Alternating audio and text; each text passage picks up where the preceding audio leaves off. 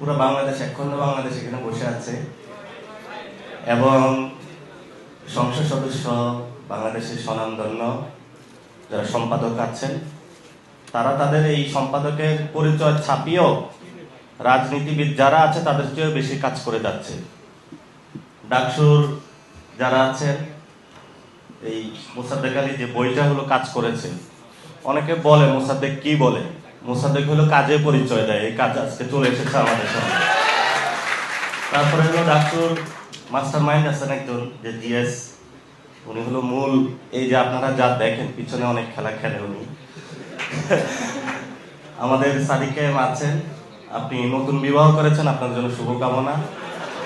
তারপরে ইনকিলাব মঞ্চে যাদের আছেন, যিনি উসমান হাদি ভাইয়ের যে আজাদির লড়াই খুবই ধীরস্থির ভাবে বুদ্ধি দিয়ে ছাত্রদলের মতন মারামারি করে না, খুব সুন্দরভাবে হলে এগিয়ে দিচ্ছেন। এখানে শফিক ভাই আছেন, যিনি তো তরুণ বয়স থেকে লড়াই করে যাচ্ছেন। এখানে শফিক ভাই আছেন, আপনার দেখে আমার ডন ডন লাগে।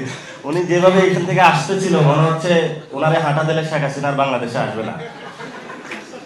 আমাদের মাহমুদ ভাই আছেন, যিনি বাংলাদেশে একটা স্বপ্ন বুনে দিয়েছেন প্রজন্ম থেকে প্রজন্মান্তরে, এবং উনি পত্রিকা অফিসে বসে থাকেন, কিন্তু আমার মনে হয় উনি সম্পাদকের চেয়ে বড় বাংলাদেশের হলো পলিটিশিয়ান। এটাকে আমি বলবো ওনাকে, কারণ উনি যে কত কিছুর আর্কিউটাইপ করে ফেলেছেন সেটা বাস্তবায়ন হচ্ছে। এখানে সম্মানিত স্যার আছেন, ডাকসুর যারা একটা টিম আছে যারা ডেডিকেটেডলি কাজ করে যাচ্ছে। কিন্তু আমরা আজকে যেটা জানলাম, ডাকসুর যে প্রোগ্রামগুলো হচ্ছে সেগুলোতে মিডিয়ার একটা সেন্সরশিপ এসেছে। এটা হলো বিএনপির অফিস থেকে বা অন্য কোথাও থেকে, নাম বললে তাদের সমস্যা।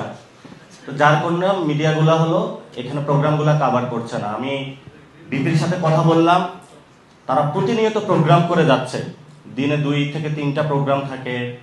তারপরে বিভিন্ন জায়গায় যতগুলি স্টুডেন্টের সমস্যা নিয়ে তারা কাজ করে যাচ্ছে, এগুলো মিডিয়ায় আসতে দেয় না, মিডিয়াকে এখানে আসতে দেয় না।